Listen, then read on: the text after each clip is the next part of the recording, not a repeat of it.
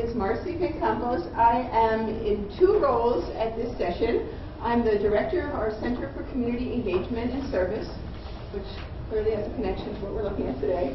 And I also teach as an adjunct a course in American Studies. So the basic idea for today, we are lucky that with all of you here, we can hear what you really want to learn. But we're going to be looking at a few things. Would you just go to the next slide to the agenda? So this is the overview. Then we're going to hear about new initiatives at AU. And then we're going to be looking at three courses. The course of Sonia Greer, Easton Law, and my course. And then Lynn Stallings will be sharing a totally new project that will be underway for the fall, a living learning community with a focus on community-based learning and research.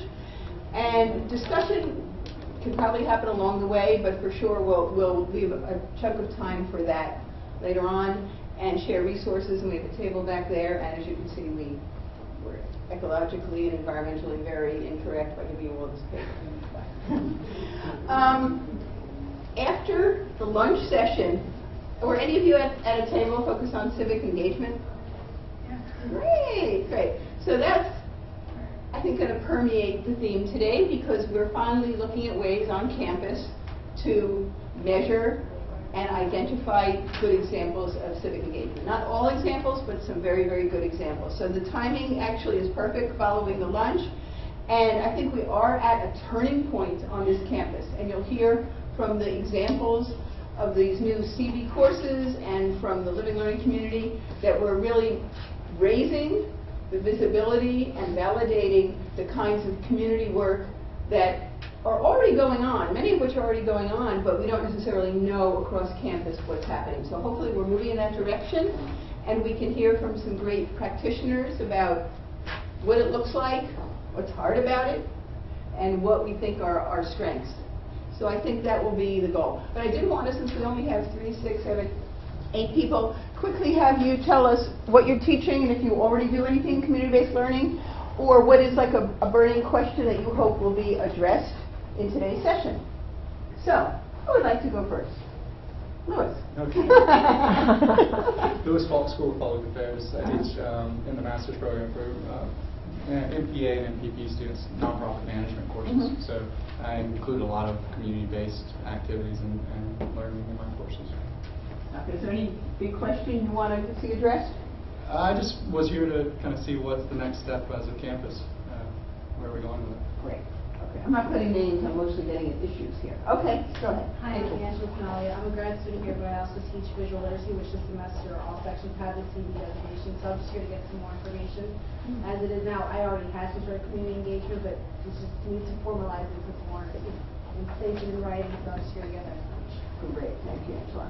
I'm Lily Grandas. I teach at the World Languages and Cultures, and every fall I teach a course called Hispanics in the U.S., and I am very much interested in engaging my students with community work. I was not successful last semester, but I keep my hopes up that I can do it this coming fall. And I also want to know, I want to hear exactly what you do in your classrooms to, get this process, more focused. Okay, great. Go ahead. My name is Andrea Hackel. I'm a PhD student with the School of Communication. I'm going to be starting teaching next semester. And I'm also, because my research interest revolves around digitally enabled LGBT activism, so I'm also engaged in the community. And one question, one thing I would be really interested in hearing more about is also like community engagement for graduate students, like fellowship opportunities and things like that. Great, thank you. I'm Juliet Adams. I'm a master's student in justice, law, and criminology. And my focus with community activity, my great interest is having measurable economic outcomes.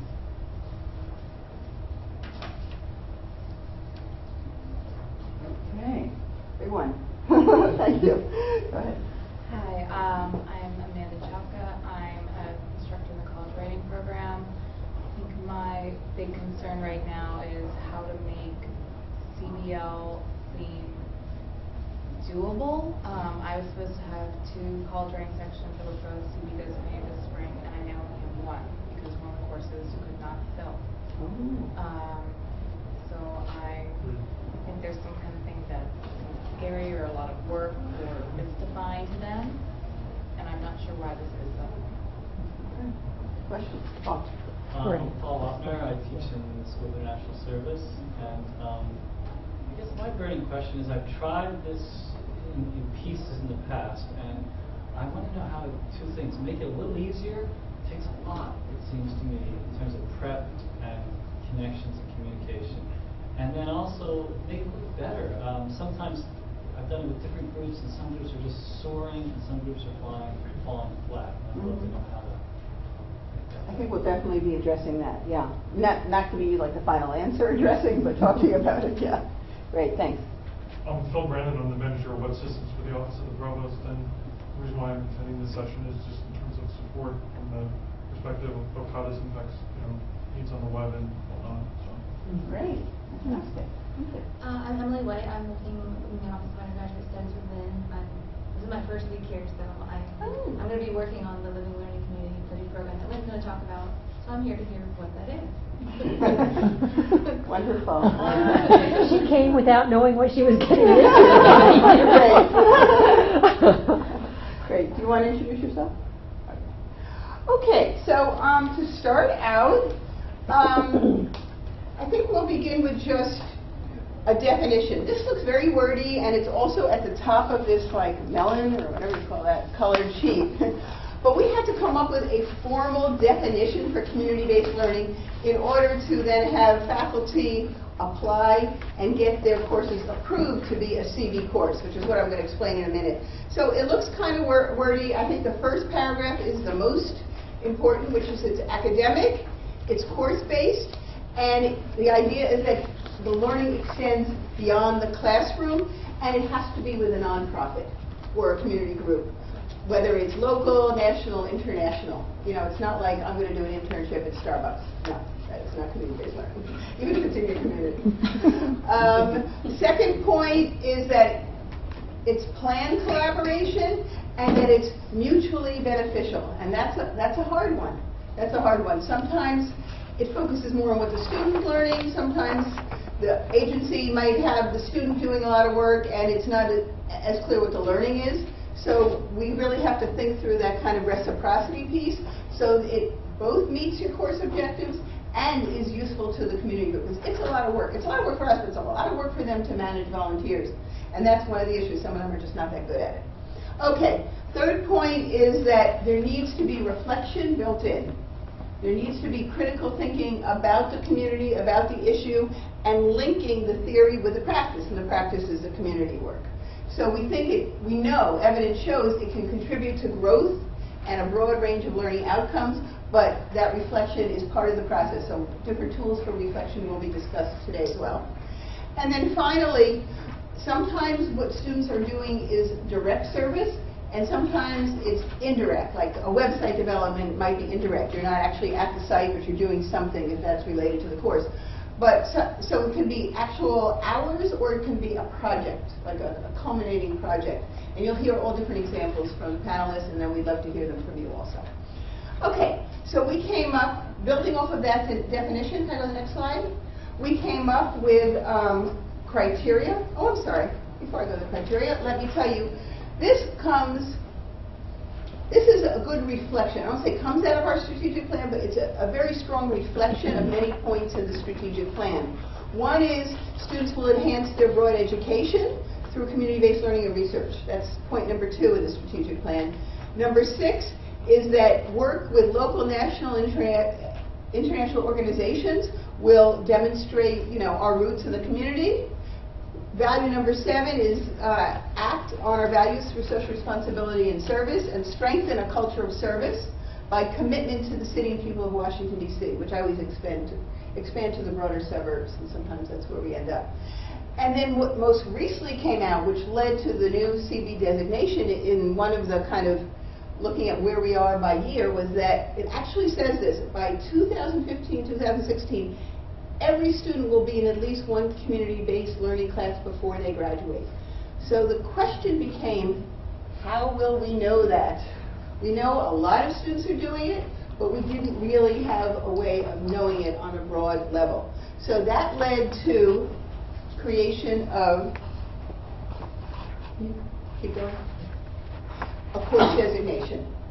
And just like when you register, so would you go to the next slide and then I'll come back to this? Sure. When students go online to register for their classes, let's say they went on in like October, November to register, there was something new for the spring. And that's the second category. It always had Gen Ed, Honors, AU Abroad, Online, and University College, but community-based learning got added. So this was a huge, huge advance for our campus. But what it meant was, working backwards, we had to have faculty apply for that designation tacked onto their course. So if you click, if a student goes in here and clicks community-based learning and clicks spring 2014, all those courses on the board back there will show up.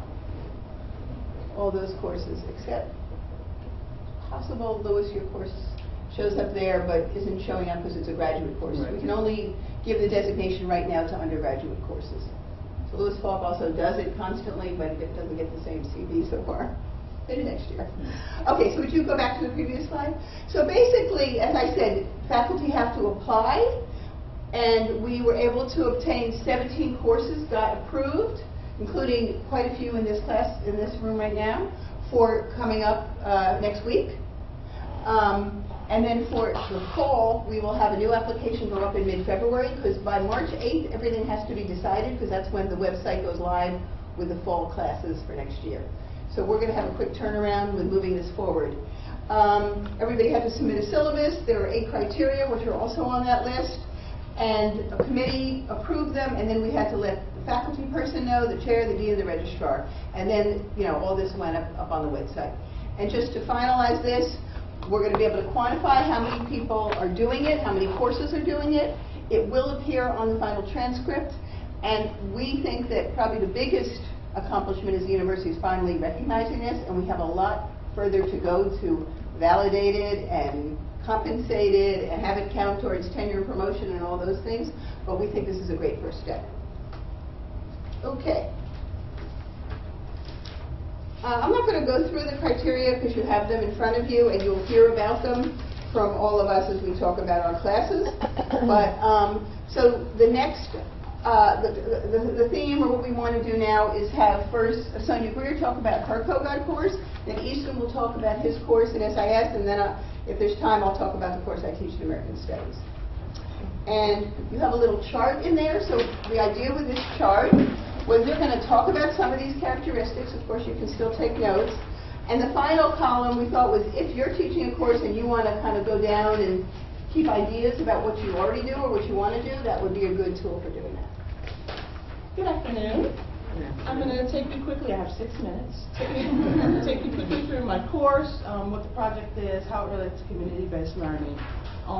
My course is called Marketing for Social Change, and it's an elective course in the business school that's focused on the use of marketing theories and frameworks to promote social change. That usually means changing some type of behavior, individual behavior, organizational behavior at some level. For example, some of the projects, I'll give you specific examples of some of the projects we did last semester. It's based on a course that I developed in 1996 when I used to teach MBAs at Stanford. And CBL was very central to this course because there weren't very many materials for it. Social marketing, although it's been around for a little while, it's never been part of most of the curriculums around the country. In fact, that course was called Social and Nonprofit Marketing as opposed to just social marketing. And so community-based learning was encompassed in a semester-long project so that students could have some practical application because there wasn't a lot of curricular materials.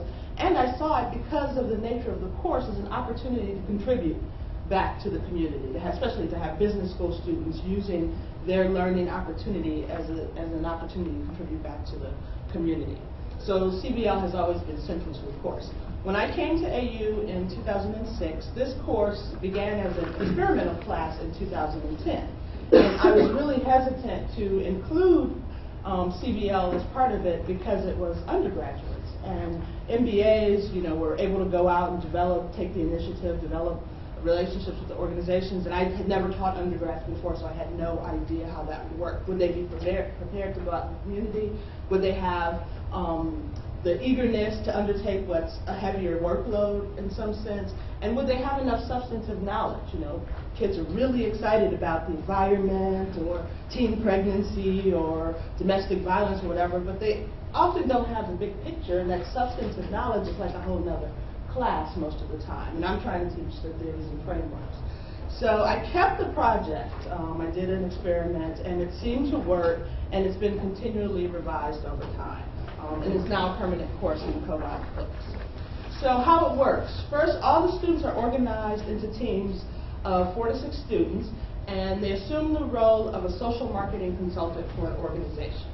This is the client. The organization is focused on social change. So this gets at the issues of the entire class being involved, involving student learning for both the students as well as the instructor and the organization.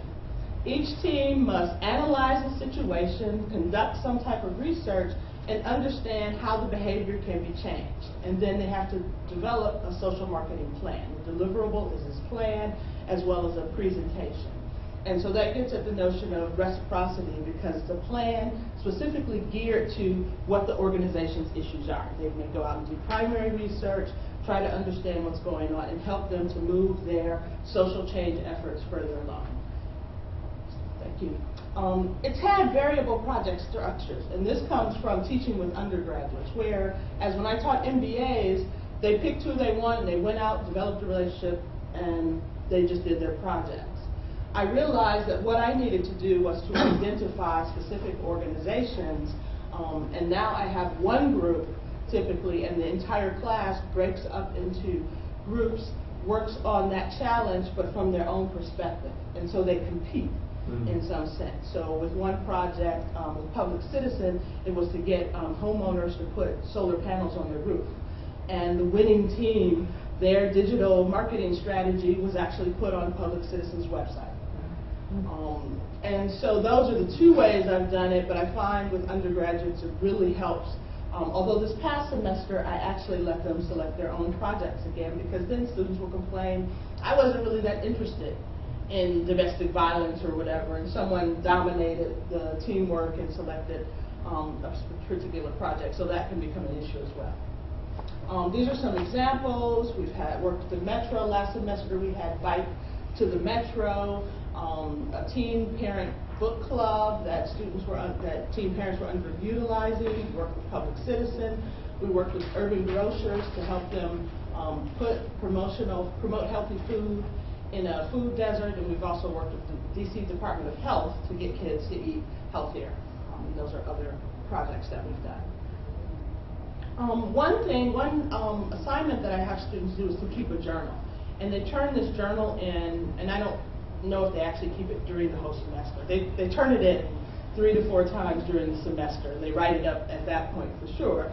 But I always get comments like this, that the project is one of the best parts of the class, that they really enjoy it, that it puts pressure on them to make realistic recommendations. So they have to really think this through, because they're talking about something that's real life. They say it's the most rewarding. It forces them to think critically about class concepts. It really makes them interested in being more community engaged. And they also talk about how much work it was, as well as learning about the substantive topic, because they're actually in the shoes of real social marketers. But there are also some challenges, and I think these are both in terms of my newness with teaching undergrads, even though it's been 5 years now, as well as the project itself. One is that this criteria of preparing students for community entry is something that I found challenging, because their journal entries, discussions in class, and some of the final project documents suggest, one, they're not really prepared to conduct primary research. We don't have a market research course as a requirement for the marketing. And a lot of the students I get are actually not business school students. I get students from every school on campus, and they don't all have the research skills or know how to do research, or are prepared to do research, especially in a community setting, which is different. The second thing is that they may not have the substantive issues under their belt. So when we were talking about food deserts and issues like that, I had to bring, when we worked with the DC Department of Health, I had to bring all those issues into the course. Many of the students had never been really out of the 10-Leaf, Friendship Circle, U Street area. And so thinking about areas where there were food deserts or exposing them to those issues, that had to become part of the substance of the class, which really, does a disservice in some sense to thinking about the theories and the frameworks across multiple types of examples. And I think assessment was also something that I was probably less adequate on because I really didn't think as much about it, especially since I had developed the course with MBAs. I didn't think about the organizations. I evaluate the students, and students tell me, give me their feedback, but I didn't think about the role of the organization in doing that. And one of the concerns I've had is how to make that as easy as possible, because I don't want to put more burden on them where they may not want to do it, and that's something I'm working with the center with. So, Eastern, thank you. Good afternoon, everyone. My name is Easton Law. I teach cross-cultural communication at the School of International Service. It is a required course for all undergrads at SIS, and so there's a huge number of sections. The section that I've taught the course for a couple years now, 2-3 years, and before kind of ignore this while I kind of set give you the context. For me, part of my philosophy is very much rooted in experiential education, especially when it comes to cross-cultural studies. If you don't experience it, the knowledge isn't necessarily very helpful. And so for the first 3 times I've taught this course, I created a component called a neighborhood immersion, where I put students in groups and I sent them into different neighborhoods in Washington, D.C. for an extended period of time. They had to go at least 3 times throughout the semester. And they had to observe, they had to interview people, and it was a lot of getting to know the neighborhood and really learning to listen. And I specifically sent them to neighborhoods that are really facing cultural conflict and the gentrification. So they went to Chinatown, Columbia Heights, Shaw, if you're familiar with DC. Last semester, I started a community-based learning component where I worked with different organizations. So not only were they going down into the neighborhoods to get to know the neighborhood, they are also working with the community organization that worked in the neighborhood. Specifically, I'll tell you about some of the groups they worked with. And this had mixed results. And I'm going to share a little bit about the strengths and the challenges of this sort of project, and some examples of what students have learned and some evaluation I've been doing. First, strengths. Real life practice of cross-cultural communication skills in a multicultural setting. I tell my students, if you're white and you're uncomfortable in a neighborhood full of black people, you're clearly going to be uncomfortable anywhere else in the world you go. And unless you learn to adapt to that difference and really feel it, you're not going to be able to learn adaptation elsewhere. So a huge part of the course, in terms of the criteria that's strong, is the reflective piece. Students, we spend a lot of time in class talking about how they're feeling in the neighborhoods, how they're feeling working with Latinos or working with an African American population. I try to arrange groups so that if they're Latino or African American, I'll put them in Chinatown versus in Caracen or something. They have to be with a different cultural group. And so that we spend a lot of time in class, a lot of journal entries, a lot of reflecting on that experience. Class discussion is definitely enriched because we have real concrete examples.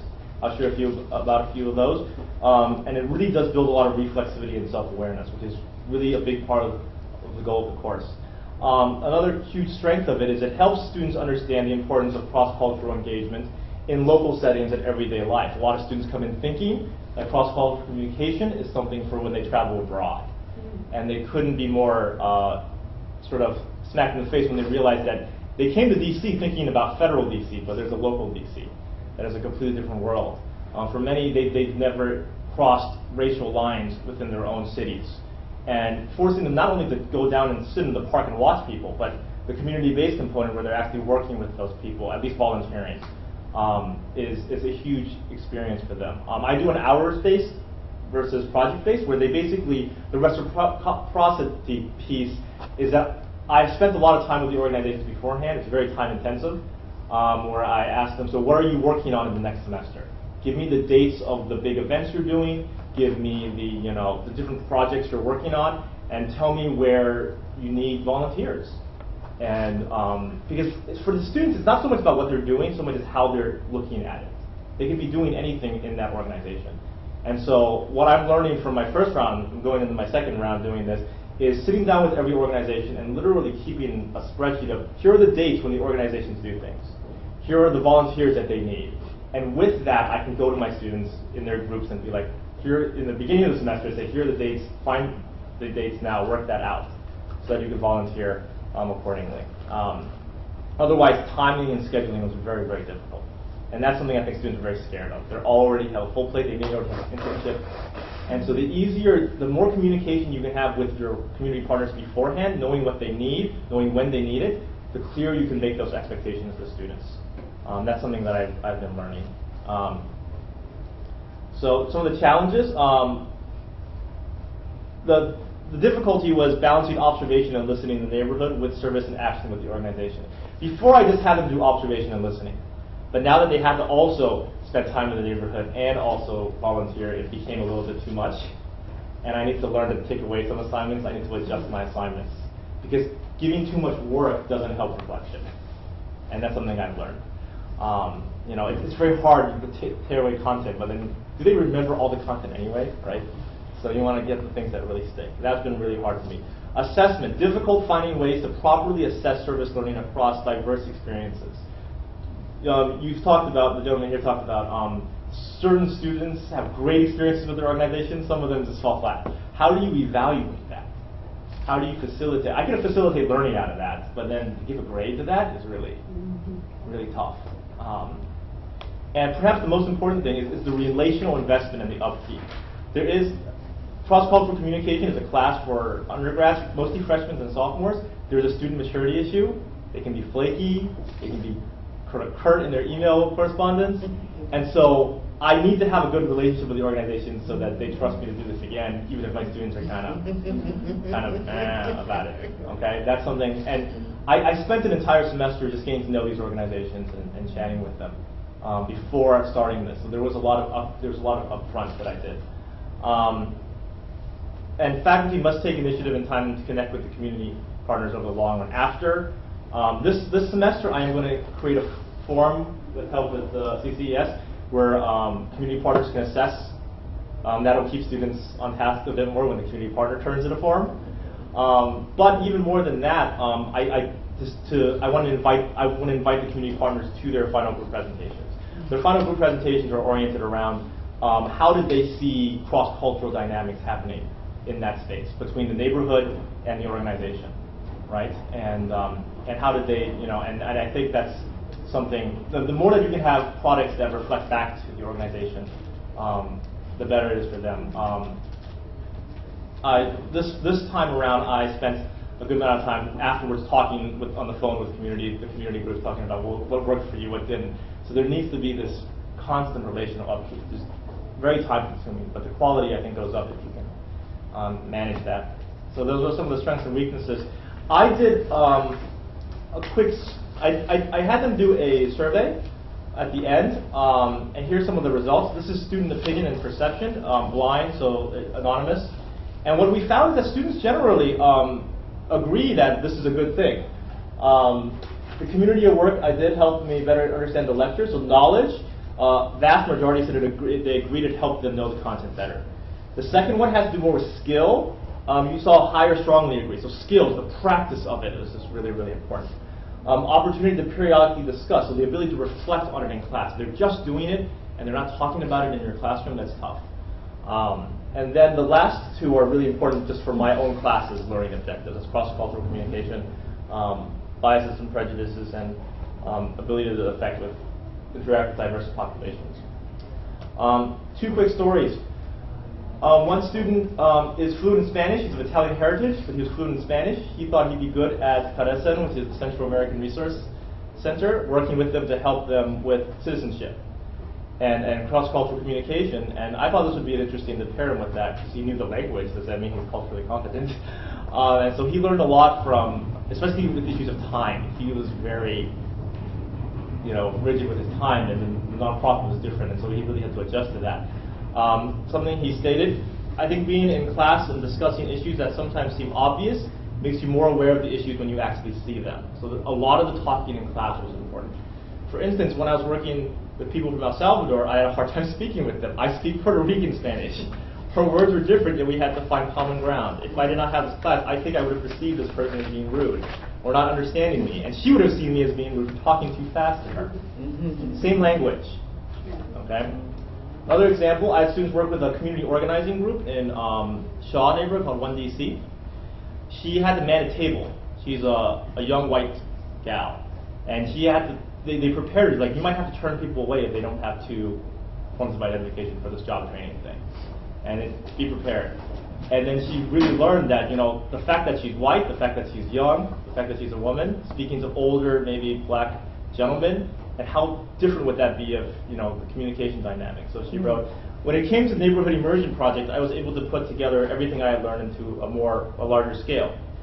It could be really easy to overgeneralize, stereotype both people in the neighborhood and the organization. There was a lot of cultural aspects that came into play that affected my time: race, class, gender, age, etc.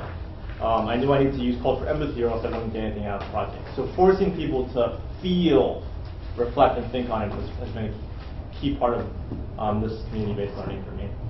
Great, thank you. Okay, so I teach a course that I created about 5-6 years ago.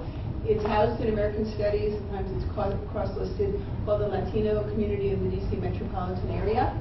Part of my motivation was that AUs seem to be very, very strong in Latin America, but not so strong in what is going on around the country and in Washington, D.C. with the growing Latino community. So, and I had been here meaning here in D.C., since the late 70s. I'd worked with National Council of La Raza, one of the largest organizations working with Latinos, and lived in Mount Pleasant and Columbia Heights through a whole lot of transitions that happened since that period. So anyway, so this is a course that's always reinventing itself because it has the advantage of immigration is constantly in the news. And that's the disadvantage is that nothing's happened. But okay, so in terms of what my course looks like, I usually have 15 to 18 people. I require the community-based learning be incorporated. Everybody has to do a minimum of 20 hours, but some students do what we call this community service learning program add-on credit, where you actually add 1 pass-fail credit to a class, and it requires 40 hours of service.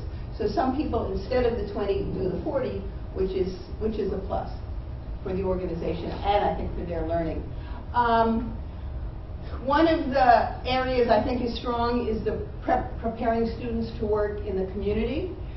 We do a lot with guest speakers. We do a walking tour of Mount Pleasant, and then we eat dinner. Has anybody ever eaten at Hades on Mount Pleasant Street? Great Salvadoran restaurant, and the owner grew up here, came here when she was 13, worked in the community, was involved with the Latin American Youth Center, so she talks to them and then she gives us like a 20% discount. So there's a lot of good pluses to that. We do a lot of work around maps and looking at the wards and what DC looks like and in what neighborhoods and wards the Latino community is concentrated. And then, of course, there's so many interesting films now, both about neighborhood history, murals, and, it's a local course, clearly. Partnerships, I think, as both Sonia and Easton explained, can go any which way. And they take a whole lot of preparation and work, and even if they're great one year, you have to turn over and your staff person who you love and understands being a co-educator leaves, and then it may not look the same the next year. So you really have to kind of figure out who's there and which ones work, and sometimes just say, you know what, this is not going to be a good site for my group. In my office, we create nonprofit directories. So we have by issue about 16 directories, and one of them is Latino nonprofit.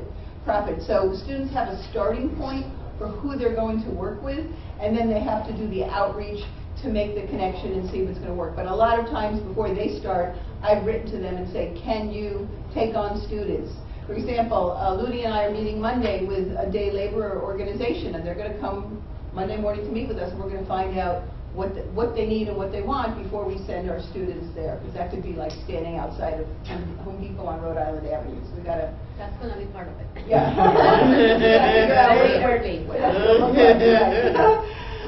So the partnership is a lot of work, but if it goes well, and I think in many cases it has, those organizations will look to AU as a very reliable resource and really feel like with the minimum staff they often have because of budget cutbacks, they can get a lot done. So that's very, very nice.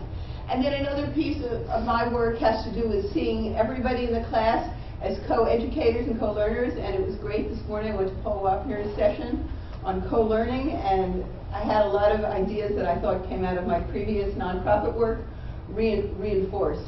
And different people use different terms, whether it's experiential education or I don't know which other terms we use. But I come out of working in Latin America on what they call educación popular, popular education, which is a lot about sort of adult learning with a Freirean kind of problem-solving approach rather than we're going to bank and fill you up with information and then test you on it. So I do a lot of small group work with flip charts and activities and problem trees. And there's always students who are kind of resistant in the beginning because they really want just like a lecture and a PowerPoint. But at the end, I hear them come back to me and say, wow, I really know the other people in the class, and when I walk across the quad, we say hello to each other, and we know each other's names, and I know where they're from and what were their struggles. So I feel like it takes a while to kind of shift to a different mold of learning, but it works, particularly in this framework, and it's also what I feel most comfortable with. Challenges. Takes a lot of time for students to go out, get it set up, and start the work. And sometimes that time is very, very productive, and sometimes it's not. And that has to do with the reciprocity and the partnerships also. I had a student, a wonderful student, who was working at La Clínica del Pueblo, which is down in Columbia Heights on 15th Street, and they had him packing like HIV/AIDS kits his whole time alone in a room. And I kept saying, and once I finally got feedback, I wrote to the volunteer coordinator and I said, can't you introduce him to people? Can't you invite him to, health fairs? I was very concerned that they weren't being the co-educator and making that, not that he wasn't helping, but he wasn't necessarily learning all he could learn. But, in spite of that, he really didn't complain, and he came to me on Monday saying, I'm going to go back to Toulouse and ask her to write me a recommendation for a fellowship I'm applying to. So he understood he was contributing. So, but it varies. There's a lot of variation. And then finally, reflection. I think there's always something we need to play with to figure out how to get that meaningful reflection, and then how do we share it? Is it private? Is it public? Is it online? Is it a notebook? But I had let's go to the next slide. Oh, these are some of the organizations I've worked with. I'll come back to the reflection in a minute. So these are some of the groups in the city and outside the city that my students have worked with on different kinds of products, whether it's tutoring for citizenship, like the Carecen, working with Care Coalition and going to jail visits where there are people who are in the process of being deported or being detained, Jobs with Justice, working with day laborers, Culture, O La Cultura, and the Hispanic Theater, just helping do that marketing plans. So those are some sites. And then the final one was I wanted to share the reflection of one of my students from SIS, who's a global scholar. She started out tutoring in math at Next Step Charter School, which is it's almost like an alternative school for students who would not be able to succeed in DC public schools because they've come as immigrants. They're a little bit older. They're more like 18 to 24. But they've come and they need to, complete their high school education. So she was tutoring at this school, which is on Irving 15, and she took it very, very seriously. Could you have the next slide? And her reflection was about her own life and the privilege of her life in contrast with the women she was tutoring. And she said, I will never complain ever again. Not about my schoolwork, not about my job, not about my lack of sleep, not about anything in my perfectly perfect life, except that I know I will. But as of today, I have no right to. Today was the first day I got to know Glenda and Gloria, and she talks about, these women and their children and how they get up at 3 a.m., go to the job in Silver Spring, which starts at 6, get breaks, come home, and they go to school at night from 6 to 9 p.m. And then she explains Cecilia, a very similar situation. These women had patiently listened to me complain about how tired I was from my classes and schoolwork with complete and utter genuine sympathy so many times when their lives and situations were so much worse. I know now who my heroes are, because of the cards I was dealt, I am not them that I easily could have been. So that was definitely one of the deeper ones I got. And some of them were not that substantial, but like that really, you know, made it all quite worth it. It was very, very moving. And she has gone on, even though she's doing the 3-year program, is now tutoring at Fayesen in her free time. So she's continuing to do this work because I think it was a transformative experience. So I believe that's all I had to share here. Marcy, you wanted to say something on reflection because that's one of the most important. You said that you were wanting to explain something on reflection. Well, what I wanted to say was I tried different things. I have like 3 reflection questions throughout the semester. And my first year, I had students go online and answer them about their community experience privately, and I just responded. But then when I saw what other people were writing, I said, maybe this should be public so everybody can see what it looks like. And I haven't quite figured out in Blackboard how you can do some are private and some are shared. I got to figure that out because I think it's valuable for everybody to see that. But on the other hand, there are students who might not want that to go public. So I started out with a notebook. Nobody liked that idea. I like the idea if you carry around a little purse notebook or something. But so now I'm working with online reflection, and then we do quite a bit in class. We also do activities in class where we're sharing. And a lot of it is sharing like what's not going well, because some of the nonprofits just fall through. They do not work out. And then as quickly as possible, I try and switch them to somewhere else. Does that answer your question? I started doing one thing, I think 2 years ago with my college writing class. They do a blog and do the second day of class, sort of their assumptions, perceptions, fears about volunteering. They do one mid-semester, and then they do, and the one mid-semester, basically everyone says, I was completely wrong about absolutely everything, or I didn't even know this was something to anticipate, or this didn't even seem like an issue to me. It's just this eye-opening experience. And then the end of the semester, they do one that's sort of called a zero draft in classes, as sort of a preparation for their service narrative, which is their final reflection, culmination for the semester. And a lot of them, I say, go back to that first blog and compare how you've changed and what has changed about you. And the most formative ones are the ones that say, okay, I realized that I had all these assumptions about this population, that I thought I would know how this went, and I couldn't have anticipated these different things. These are things that I didn't even know were issues, or that I didn't know about, or I didn't understand that I didn't understand it until I saw it in action. So I like doing the 3 times a semester one, and also they see each other, so they have to respond. So a lot of times, someone will see something in someone else's blog and realize that that's what they're seeing, but they didn't understand it as well. So those are very much public. They have to choose what they're sharing. That's good to hear. I want to recommend this book, Learning Through Serving, a student guidebook for service learning and civic engagement across academic disciplines and cultural communities. This is one of the best books I've had for, I would say, like a first or second year student, and I make everybody buy it. And there are chapters, building and maintaining community partnerships, where you really talk through some of the things that can be tricky. Another one, reflection and action. Another one, creating cultural connections, and how to think about the cultural and diversity and crossing over issues that often happen in this work. So if you have a chance to look for this, I highly recommend it. There's a lot of good materials. I have tons in my office that I'm happy to share, but this is really good as a student textbook. Okay, so now I'm going to pass it over to Lynn Stallings. You all know her as the Vice Provost for Undergraduate Studies, and this is an absolutely new initiative that we will be launching. And I'm putting a timer on, so there'll be hope for you. Yeah, I'm also a faculty member of the Department of Mathematics and Statistics, so I've been here forever. And I'm going to call Marcy out because I don't know if you could see when she was describing that student's experience, her eyes were tearing up.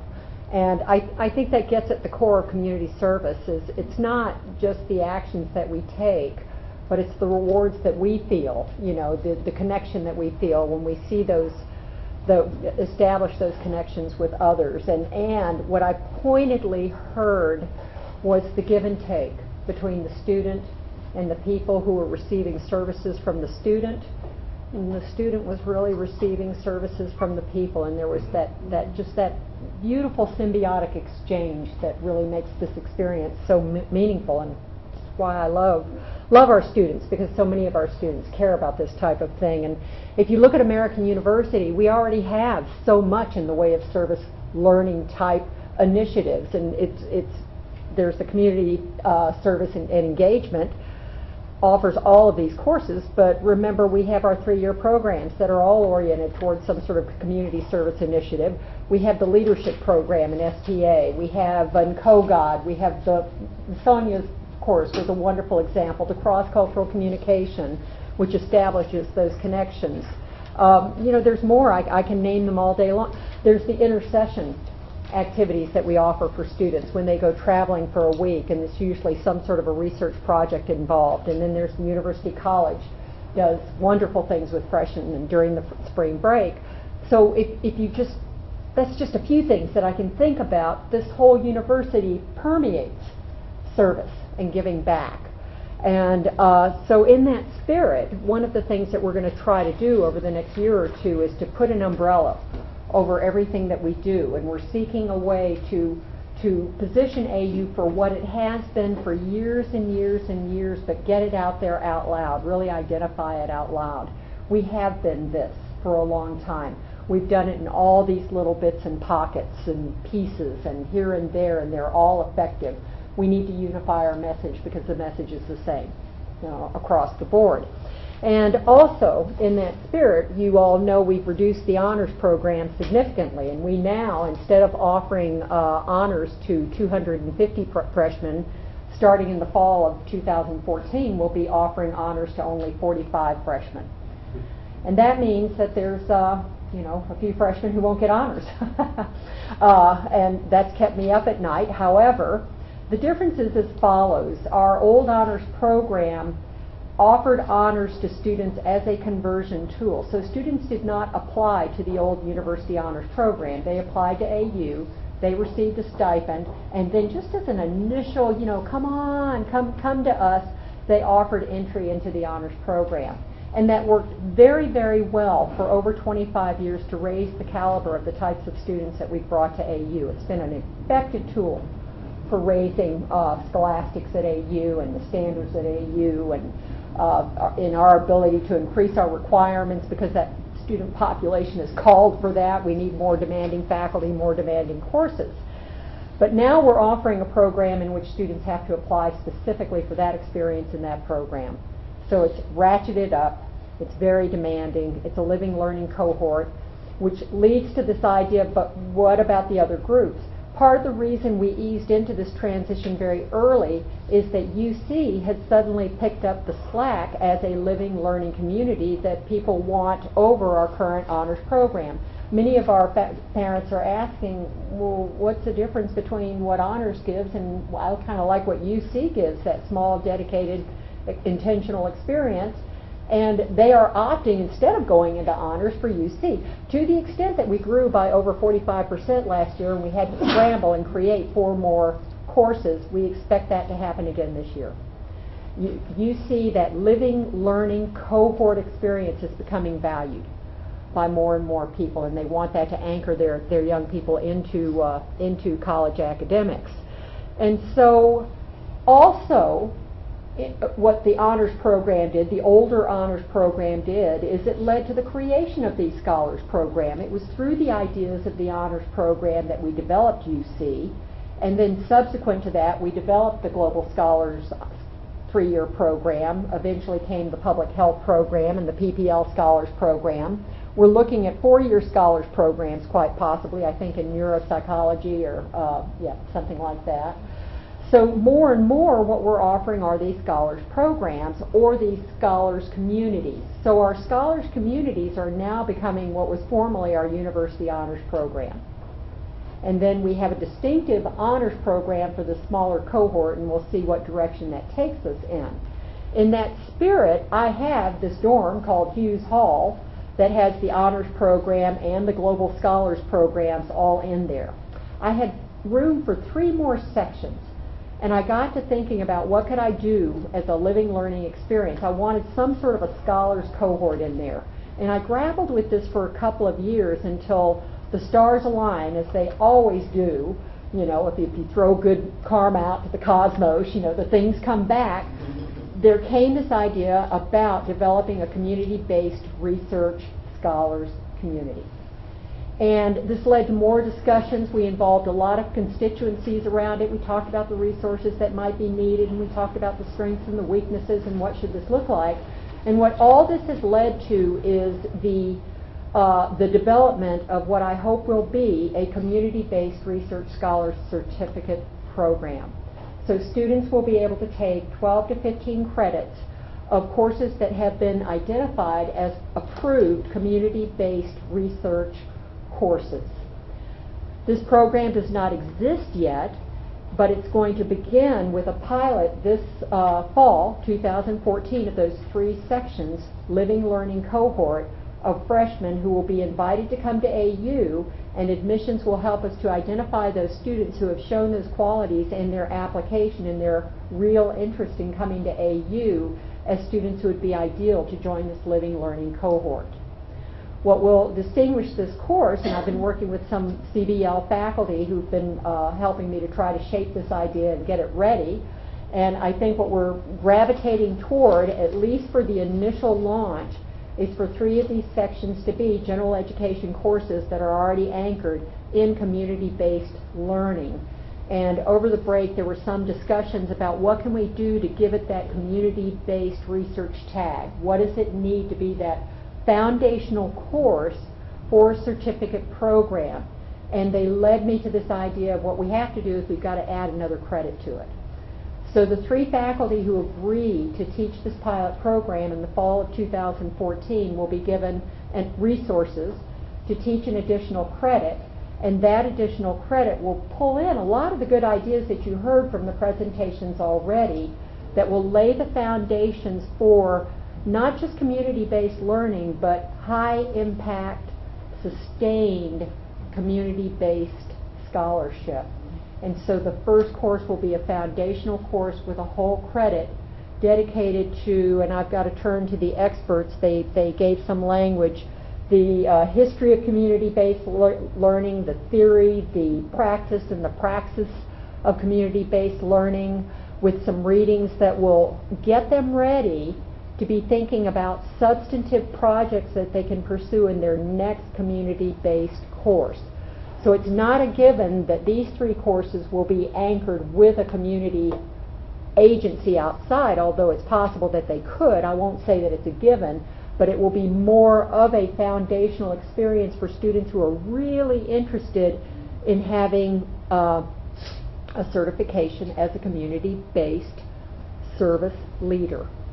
One who can really drive community-based projects and have high impact, knows how to lay the foundations for the research, knows how to investigate the issues. Remember that challenge that you faced in which you have to teach them how to go in and understand the problem before they go to address the problem. So these students will be given the map that you need to follow to lay that groundwork, and then they'll be able to go into the next CBL course, and they'll be challenged to do teamwork. And there's one of the learning outcomes that we talked about, teamwork-based learning, teamwork-based community projects. And I very much like the examples that were given, Sonia in particular talking about, in one case you might be able to have a class that would be all around a certain community agency, one agency doing a class teamwork project, and you can see the intentiveness of that. But I can also see the possibility of a class in which you've got teams investigating separate projects. So there's no definition that's formed yet, or no, I won't say that there's a formula that one has to follow at the moment, except that we're into this exploratory idea. I am committed to launching it this fall 2014. I will be putting a call out for faculty who are interested in participating in this project. I think there are some who've already sort of heard about it and would like to do this. And there will be an additional credit tacked on. We're trying to work out, I'm working with the Dean of Academic Affairs, oops, I'm sorry, she's Senior Vice Provost. That's old AU language, Dean of Academic. That's how ancient I am.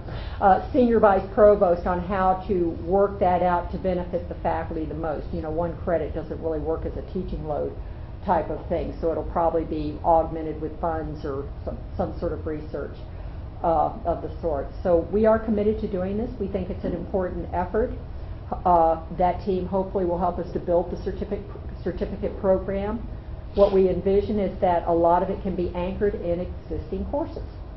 So there are already research courses in SIS that could put a component in that would allow them to be a community-based research course with real research methodology that can be conveyed into the communities, into community work. So we're mapping out the process for that, and that's our hope for the future. Great. Okay, next slide. This is your time. Any questions, concerns, situations you want to share, things you're about to do? Anybody? How many students are you planning to take in with the new? It's going to be 3 sections capped at 19, so that'll be a total of 57 students. I'm hoping that we can arrange it in such a way, they'll obviously be offered at different times depending on when the courses, these are courses that are already probably on the books. So it's going to be a commitment from faculty who've already committed to a community-based learning gen ed course that will be willing to take that extra leap and experiment and do that additional credit. But we'll get that worked out. But it's my hope that they will be in this dorm. So they'll have this living learning experience. They'll have a residential advisor that will be bringing them in and working as a community group all together, sharing what they're learning in their classes. And then the 1 credit will get the 3 faculty together to talk about what the content will be for that 1 credit, so that there's consistency. There's a similar foundation laid to carry over to the next step. And that will be the beginning. Now, ultimately, not everybody wants to join a freshman living learning community. And as we grow this program and grow these courses, we'll have it ready for people who come here that didn't necessarily get into the community but later want to nominate in or want to take that first course and see if they're interested in pursuing the rest of the courses and nominate in. Yeah. Mm-hmm. Go ahead, Paul. Yeah, I have 2 questions. One is, they're both different. One is, I'd love you to talk a little bit about the balance between sort of, in terms of class time, how much is spent sort of reflecting on deepening the experience and how much is spent on sort of reading and sort of setting the foundational substance. Because I've always struggled with, I feel like I assign stuff each week and I want to get to it, and then at the same time they're having this profound experience. And the second question is in some models, students choose these organizations. Can you talk a little bit about, it sounds like you've primed the pump a little bit, you've met with these people, same with you, and probably do so. In my experience, though, that some groups can get in and do something meaningful, and a lot of them sort of spend half the semester making phone calls, sending emails, and so forth. So if there's any reflections on those 2 questions, I'd love to.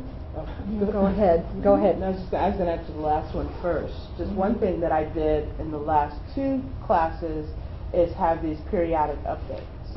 And so the final project is arranged into different sections of what they'll, how the theory breaks out into what their marketing plan should look like. So now I have them probably every 3 weeks have to submit a draft update, and it's ungraded, and they get comments on it, and it can only be 2 pages.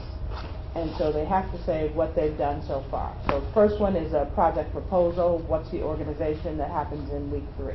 When I've had them select their own. So they have to have selected one. I mean, that doesn't mean that that organization is even going to work with them really well, because I've had, by the time you get to the second update, groups say, well, they didn't really return our phone calls or this or that, so now we've got to pick something else. So that's one way, though, is to build in updates so that they have to keep you posted on what's going on. And I think also asking them for the contact information, which I didn't always do, because again, I'm thinking of MBA students. Now, that makes them feel a little more like, oh, she might be talking to them too. Mm-hmm. So I think that's made them a little more concerned. That's exactly what I do. By the 3rd week, your project form is due. Hopefully I prefer people work in groups. and they say, this is our issue, like we're going to study, you know, immigration, or we're going to study the achievement gap in the Latino community. This is our organization, this is the address, this is who our liaison will be, and this is who is in my group. And if I don't get that, or if that looks like a little bit vague, immediately a first-hand meeting, and if they feel like it's not coming together, I'll get on the phone with the group and set it up. But I must say, I don't think there's a clear right and wrong. I think it's probably more likely to succeed if you set it up ahead of time, but I do think that when students take the initiative, it has other kinds of learning outcomes that are fantastic too, and it could be an even better project. And then going back to this umbrella effort that we're trying to do, there are a lot of individuals on campus who are very skilled and have very intentional connections with community agencies, and they're asking for more contact. So one of the things that we'll do is to try to get that all compiled under one umbrella so that a faculty member can turn to a resource and look at agencies that are already involved and open to community-based research, or a contact that they can work with to grow a relationship with, so that they're not out there just sort of looking for themselves. And I'll respond to the first question, content versus reflection, very difficult. I went too heavy on the content. That's the response I got from students. The survey I did seemed to think that we still had enough, and people didn't, you know, think. But in the upcoming semester, I have to prioritize what I really want them to learn. This gets into this learning objectives, and what experiences are worth reflecting on because they reinforce the learning objective. And there's some experiences that we're not going to reflect on because, well, what's the learning objective of the course?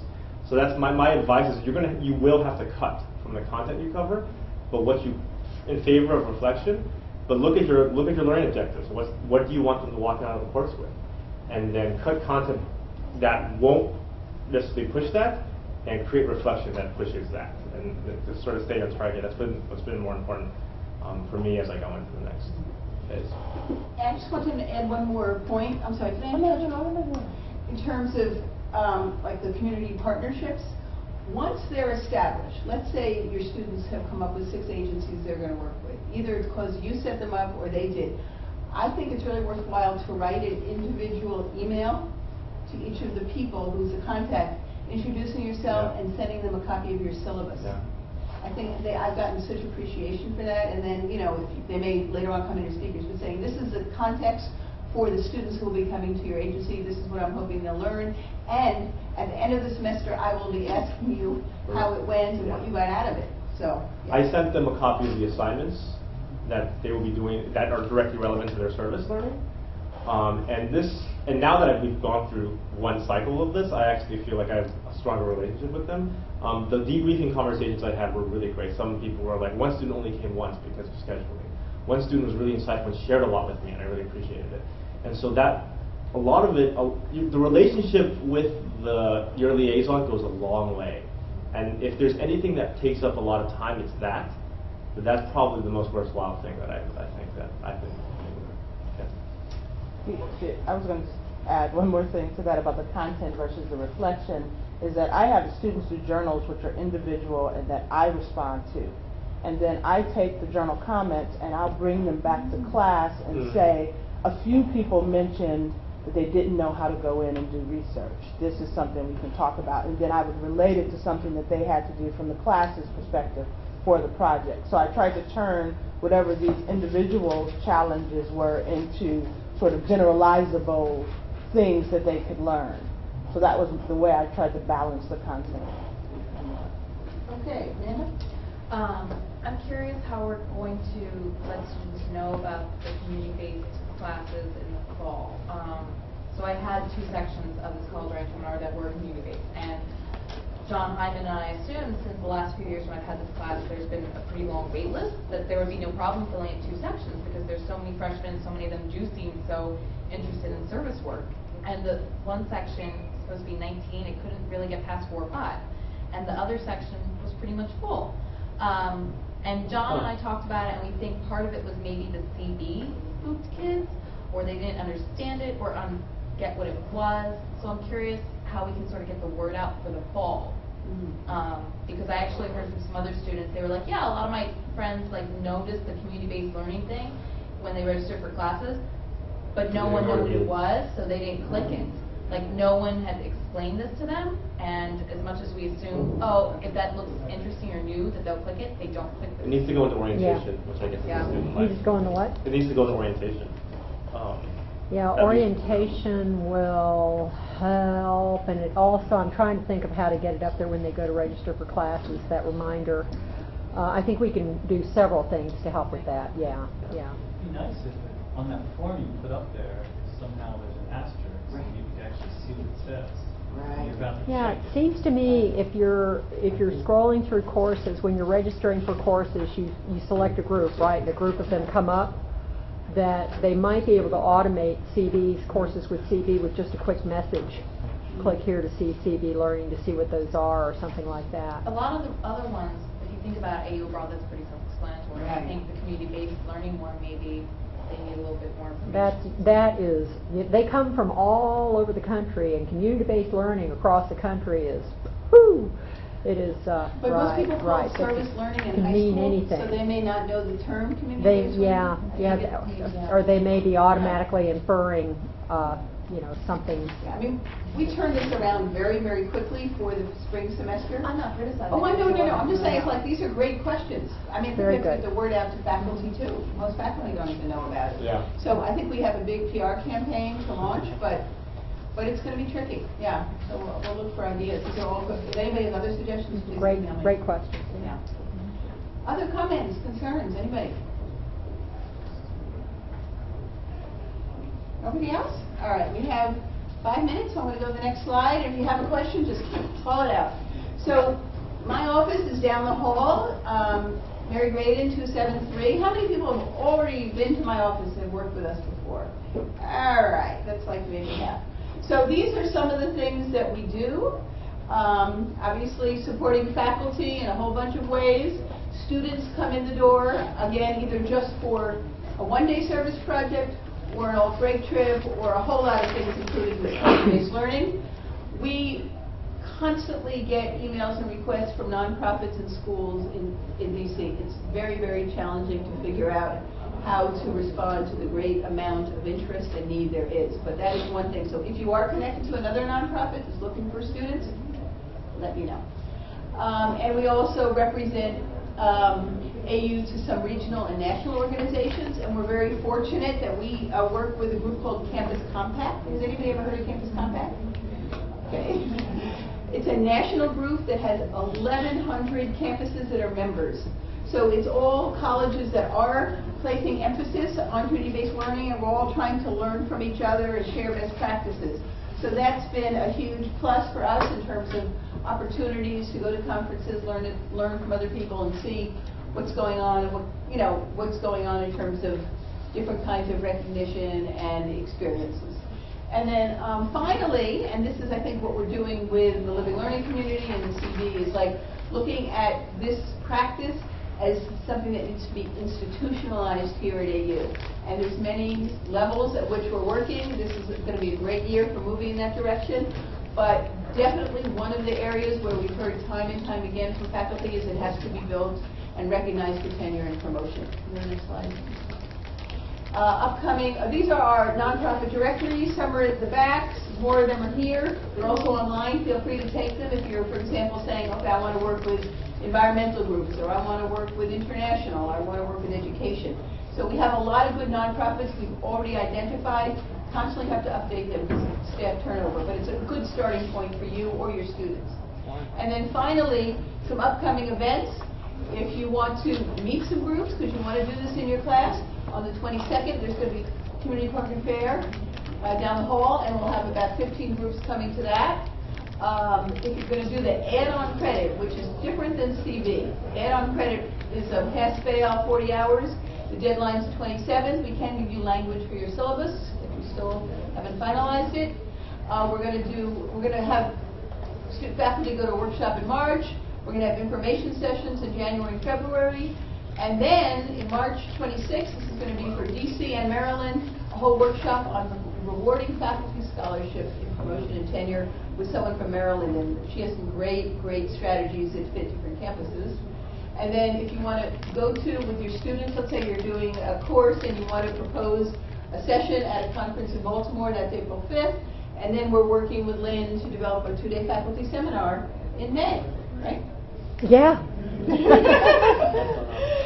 We actually already got the first grant to help fund it for the small one, so we got to get some more funding for this. Yeah. Any other, how many people think they might apply for the CV for a fall class? How many people are thinking they might do it? Anybody considering? I'm not holding you to it. Anyone else? I would love to, but I will be coordinating the Project Amistad, which is, is working with the community, but it's for only majors in Spanish. Okay. And I just don't know how to, talk to you, work with you on this, because it's basically the same thing. And I'm just getting acquainted with the program. So Okay, we can talk about that. Yeah. I mean, maybe in the spring, but I think what I'm realizing is that a lot of my colleagues do this anyway, but they don't connect with your office. And Yeah. I'm wondering, I mean, one of the incentives is you'll help. But I also, when you sort of said, will I do it? Well, I could just do it. Right. But then I'm wondering, what does this, so I have to work that out. I don't think people realize how easy the application was. Yeah. You pretty much have to copy and paste parts of your syllabus. Right. Because you're already doing it. I was actually floored how easy it was. So was John Hyman. It was one of the easiest applications I've had to fill out.